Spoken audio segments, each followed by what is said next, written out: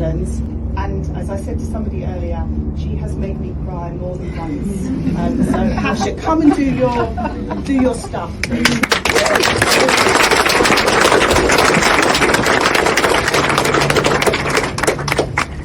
Good afternoon, everyone. Oh my goodness, what a welcome that is as well.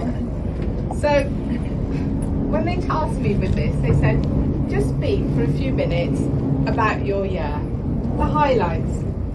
And I said, okay, how long have I got? 10 minutes? 15 minutes?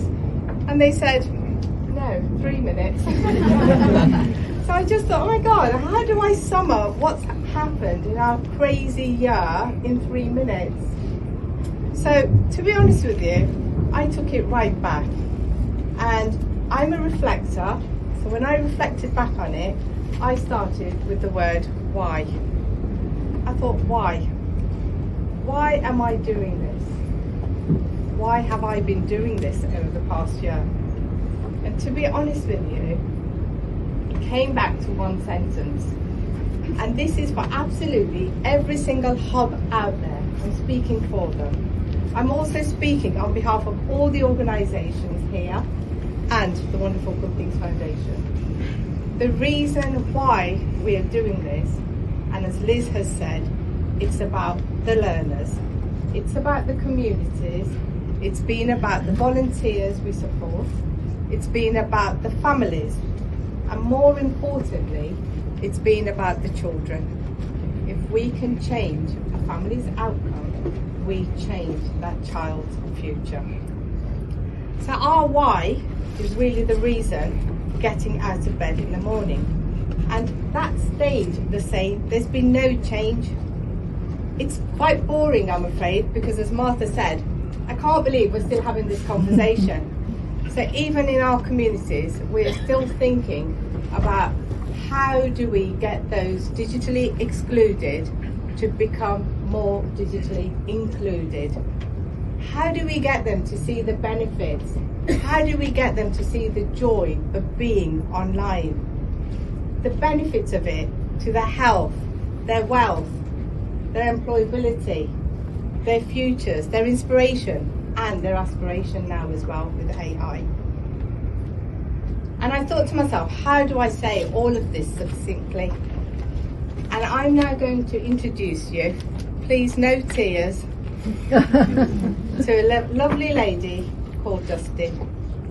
I don't know if you can see Dustin on a TV somewhere. Yeah. So in case you can't, let me paint you the picture of Dustin. Dustin is in her late 70s. She has a number of health problems. She's in and out of her GP. That's her daily outing, it seems. But she's mobile and she's living her life independently. Now, Dustin came along to one of our digital health days.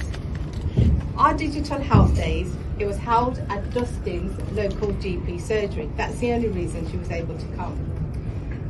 Our digital health days are supported by the National Data Bank, by the very many organisations here. They're volunteers, they're wonderful volunteers who come out and help us, and the NHS. Now when Dustin came along, she came along with a why. And it was a question to us because she said, why is my GP putting my repeat prescriptions online? Why do I have to go online to repeat my prescriptions? Why do I have to go online to make an appointment to see my GP? Why is everything going online?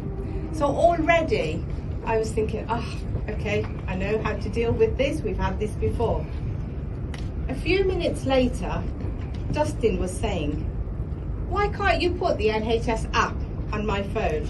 And she was challenging our wonderful volunteers to really dig deep and find the answers, resolve the problems, those digital techie issues that always happen on the day. And you just think, oh God, I thought I was the expert in this, but I really don't know how to overcome this. And it's great because when we have the corporate volunteers there, we can just say, oh, can you deal with that one, please? So we were able to pass it on. For our hours later, and at the end of our session there, Dustin was saying, why hasn't everyone got the NHS app on their phones? Amazing, yeah? So we have this really lovely video, and with permission, I'd love to share it because I think it is just wonderful. So we will share it after the event. But in that video, we asked Dustin a question and we say, what are you going to do with all the time that you save now? She used to spend 45 minutes waiting in a phone queue to get through to her GP to make an appointment. A daily occurrence. And she said, wow, she said, I've got all that time that I'm now going to be saving. I'm going to be helping my friends, my families, people in my community, in my sheltered home, to get online, download and use the NHS app. I just thought, wow. You can cry. No. I think West Streeting needs to hear this. So when I think about it, we've been able to help Dustin and so many others like Dustin. And as Dustin's journey shows, everyone's journey is different.